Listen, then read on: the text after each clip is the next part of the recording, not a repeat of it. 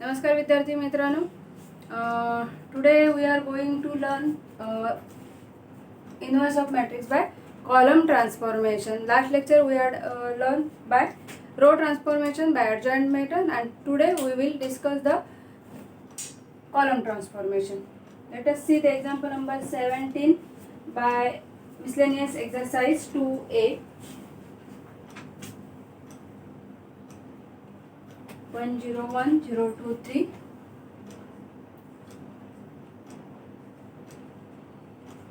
1 0 1 0 2 3 1 2 1. This matrix is given, and here we have to find the inverse of this matrix by column transformation. Now let this matrix be A. आता कुठलाही matrix असला inverse काढायचा असला first step आपली काय आहे, determinant. Consider determinant 1 0 1 0 2 3 1 2 1. So this one is equal to 1 into bracket 2 minus 6 0 will get cancelled, plus 1 0 minus 2. So this will become minus 4 minus 2, so minus 6, which is not equal to 0. Therefore A inverse exists. First step completed. Now we will move towards the column transformation. आता तुम्ही बघा, row transformation मध्ये आपण असं consider केलेलं A into A inverse is equal to I. आता कुठल्याही मॅट्रिक्सला त्याच्या इन्व्हर्सने प्री मल्टिप्लाय केलं किंवा पोस्ट मल्टिप्लाय केलं तरी आपल्याला आयडेंटिटी मॅट्रिक्स मिळणार. पोस्ट मल्टिप्लिकेशन आपण रो ट्रान्सफॉर्मेशन मध्ये वापरणार, आणि प्री मल्टिप्लिकेशन म्हणजे असं आपण कॉलम ट्रान्सफॉर्मेशन मध्ये यूज करणार आहोत. हे विसरायचं नाही आहे. इथे बघा, इथे A inverse into A is equal to I. Row transformation मध्ये आपण याचा बरोबर कम्युटेटिव्ह पार्ट घेतलेला होता, A इंटू A इनवर्स घेतलेला होता. Now A inverse into A, our A is 1 0 1 0 2 3 1 2 1. I is I3 here, means 1 0 0 0 1 0 0 0 1 is I3. आता इथे रूल बघा, रो ट्रान्सफॉर्मेशन आपण करत असताना आपण पहिला हा 1 केला, हा 0 हा 0, नंतर हा 1, नंतर हे 2 0, नंतर हा 1, नंतर 0 0, असं आपण करत गेलेलो होतो. या सिक्वेन्सने आपण आयडेंटिटी मॅट्रिक्स मध्ये कन्वर्जन केलेलं होतं. आता कॉलम ट्रान्सफॉर्मेशन आपण ज्यावेळी करतोय त्यावेळी आपलं जे कन्वर्जन आहे ते आपण असं करणार आहोत. हा 1 0 0, देन 1 0 और 0, देन 1 0 और 0. कळतंय? ज्यावेळी आपण रो ट्रान्सफॉर्मेशन करत होतो त्यावेळी कॉलम वाईज आपण आयडेंटिटी चेंज करत गेलो, आणि ज्यावेळी आपण कॉलम ट्रान्सफॉर्मेशन करणार त्यावेळी रो वाईज चेंज करत येणार आहोत. आता लकीली हे 1 आहे, हे 0 आहे, हा फक्त 1 करायचा आहे. म्हणजे चेंज जो आहे हा C3 मध्ये आहे. इथे R1 R2 R3 येणार नाहीये, तर इथे येणार आहे C1 C2 C3 येणार आहे. C3 मध्ये चेंज आहे. काय चेंज करणार, हा 0 झाला पाहिजे. देअरफॉर C3 चेंजेस आहे C3 minus C1. C3 minus C1, हा कॉलम 1, हा कॉलम 2, हा column 3. C3 minus C1. A inverse लिहायला विसरायचं नाही. फर्स्ट आणि second column as it is आहेत. 1 0 1 0 2 2, 1 minus 1 0, 3 minus 0 3, 1 minus 1 0. बघा, 1 minus 1 3 minus 0 1 minus 1 0 is equal to first and second column as it is. We have to carry same transformation on this matrix also. 0 minus 1 minus 1 0, this one 1. Now we will move towards this position. 2 means here we have to divide by second column by 2. या 2 चा 1 करायचा आहे. कसा करणार तर ह्या 2 ला 2 ने डिवाइड केल्यावर तो 1 होणार. Means C2 changes as C2 into 1 by 2 or C2 divided by 2. म्हणजे काय होणार बघा, A इनवर्स 1 0 1 0, याला 2 ने डिवाइड करणार, याला 2 ने, याला 2 ने, 1 1 0 3 0. So this one is equal to 1 0 0 0 half 0 minus 1 0 1. Change झालेला आहे. आता हा 0 आहे त्यामुळे हा 3 चा आपल्याला इथे 0 करायचा आहे.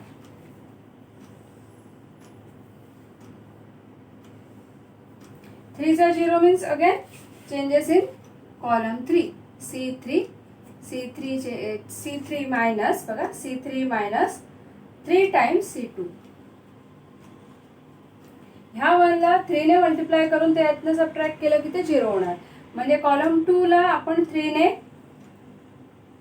मल्टिप्लाय करणार आणि C3 मधनं, कॉलम 2 ला 3 ने मल्टिप्लाय करणार, C3 मधनं सबट्रॅक्ट करणार. A इनवर्स C3 मध्ये चेंज आहे 1 0 1 0 1 1. कॉलम 2 C3 minus C2 इथे 0 झाला, 3 0 झाला आणि last one 0 minus 3 into C2 means 1. 0 minus 3, so this will become minus 3.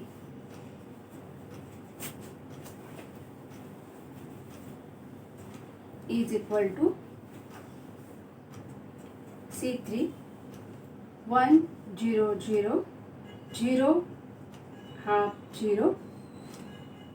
Now C3 minus 1 0 1 3 into C2 0 3 by 2 3 into C2 0 3 by 2 0 subtraction minus, so this will become minus 1 minus 0 minus 1. 0 minus 3 by 2 is minus 3 by 2 and 1 minus 0 is 1. So third column will be minus 1 minus 3 by 2 and 1. Now आता changes इथे करायचे बघा. First row complete, second row complete, third row कडे येणार. Third row मध्ये ही entry आपल्याला 1 करायची आहे. सिंपल तोच रूल वापरायचा आहे. C3 मध्ये चेंज करणार, C3 into minus 1 by 3. Third कॉलमला minus 1 by 3 ने मल्टिप्लाय केलं म्हणजे minus 1 into minus 1 by 3. Minus become plus, 3 3 is a 1, so this will be 1.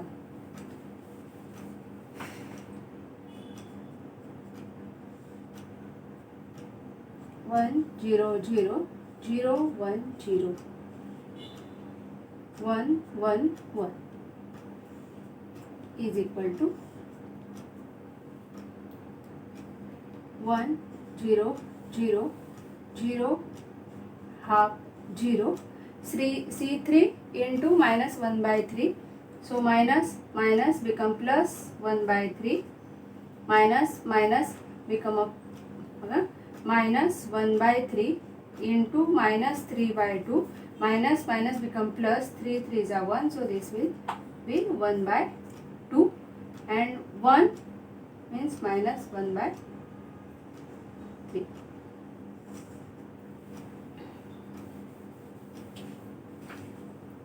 आता फक्त आपल्या ह्या 2 एंट्री 0 करायच्या राहिलेल्या आहेत आणि सिंपल ट्रान्सफॉर्मेशन आहेत. आपण इकडे येऊया.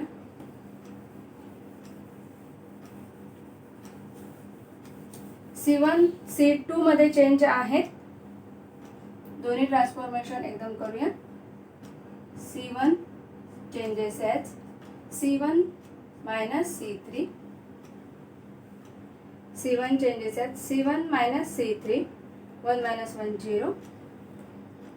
At the same time C2 changes as C2 minus C3. So A inverse into 1 0 0 0 1 0 0 0 1 is equal to C1 minus C3. C1 लिहूया 1 0 0 C1 हा 1 0 0 C3 1 by 3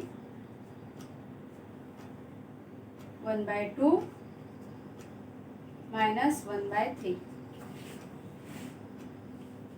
Subtraction आहे minus, so this will become minus minus plus. 1 minus 1 by 3. 1 minus 1 by 3 means 2 by 3. 0 minus 1 by 2 is minus 1 by 2, and 0 plus 1 by 3 is 1 by 3 झालं. 2 by 3 minus 1 by 2 1 by 3. First column मिळाला. Second column C2 minus C3. Second column 0 1 by 2 0 minus C3 means C3 1 by 3 1 by 2 minus 1 by 3. Subtraction, so minus minus plus. 0 minus 1 by 3 minus 1 by 3. 1 by 2 minus 1 by 2 0, and 0 plus 1 by 3, so 1 by 3. So minus 1 by 3 0 minus 1 by 3 0 1 by 3, and third column will remain as it is, that is 1 by 3 1 by 2 and minus 1 by 3. जागा थोडी कमी झाली आहे, clear दिसत नसेल. So A inverse into, now this will become I is equal to, आता मी clear दिसेल असं लिहिते बघा, 2 by 3 minus 1 by 2 1 by 3 minus 1 by 3 0 1 by 3 1 by 3 2 minus 1 by 3.